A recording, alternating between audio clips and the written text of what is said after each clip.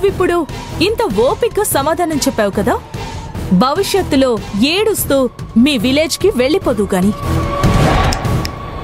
Challenge చేసి చెప్తున్నాను.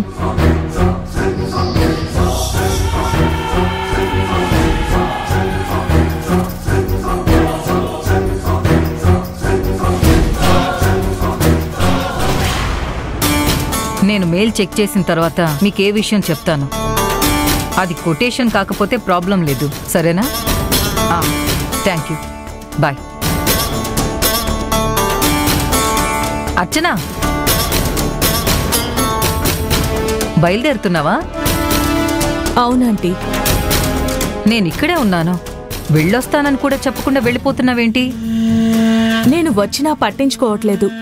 ఇక వెళ్తానంటే మాత్రం పట్టించుకుంటారా? ఎందుకలా మాట్లాడుతున్నావు? అంతే కదా ఆంటీ, నేను మీకేమవుతాను? మీ ఇంటి కోడళ్ళైతే కాదు కదా, పరాయి దాన్నే కదా. ఏదో ఇంతకు ముందు పరిచయం కాబట్టి వచ్చానంతే. ఎందుకలా మాట్లాడుతున్నావు? అంతే కదా ఆంటీ, ఇక్కడ నన్నెవ్వరూ పట్టించుకోవట్లేదు. నాకు విలువ కూడా లేదు. అనవసరంగా నేనే వస్తున్నాననుకుంటున్నారు అందరూ.